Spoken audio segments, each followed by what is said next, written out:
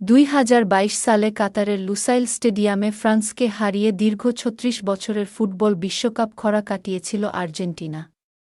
Lionel মেসির সেই অধরা স্বপ্নপূরণের পর এবার লা আলবিসেলেস্তেদের সামনে বিশ্বমঞ্চে শিরোপা ধরে রাখার মিশন।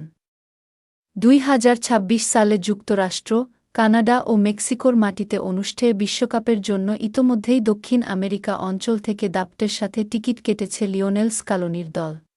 বিশ্বকাপ শুরু হতে যখন মাত্র কয়েক সপ্তাহ বাকি, তখন স্বাভাবিকভাবেই কোটি ভক্তের মনে প্রশ্ন, কবে ঘোষণা হবে আর্জেন্টিনার চূড়ান্ত স্কোয়াড এবং কারা থাকছেন শেষ ২৬ জনের তালিকায়। ইতোমধ্যে ৫৫ সদস্যের একটি প্রাথমিক দল জমা দিয়েছে আর্জেন্টিনা। তবে কোচ স্কালোনি চূড়ান্ত দল ঘোষণার জন্য কিছুটা সময় নিচ্ছেন। জানা গেছে, আগামী ২৮ মের মধ্যেই ২৬ সদস্যের চূড়ান্ত বিশ্বকাপ স্কোয়াড ঘোষণা করবে আর্জেন্টিনা। সব মিলিয়ে গত ৪ বছরে ২টি কোপা আমেরিকা ও একটি বিশ্বকাপ জেতা আর্জেন্টিনা আবারও অন্যতম ফেভারিট হিসেবেই নামবে এবারের বিশ্বকাপে।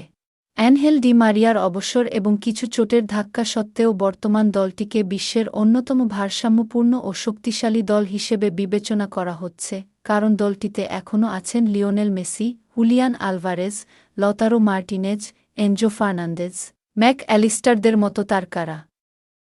বিশ্বকাপ থেকে ছিটকে গেলেন মেসিনহো।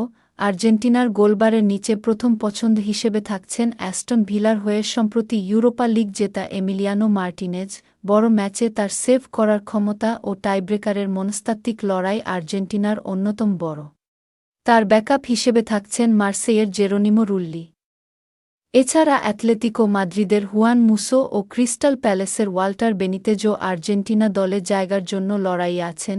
রক্ষণভাগে আর্জেন্টিনা এখন বিশ্বের অন্যতম শক্তিশালী দল। ক্রিস্টিয়ান রোমেরো এবং লিসান্দ্রো মার্টিনেজের সেন্টার ব্যাক জুটিকে বর্তমানে আন্তর্জাতিক ফুটবলের অন্যতম সেরা জোর ধরা হয়। অভিজ্ঞ নিকোলাস ওতামেন্দি তার ক্যারিয়ারের শেষ বিশ্বকাপ খেলতে নামবেন।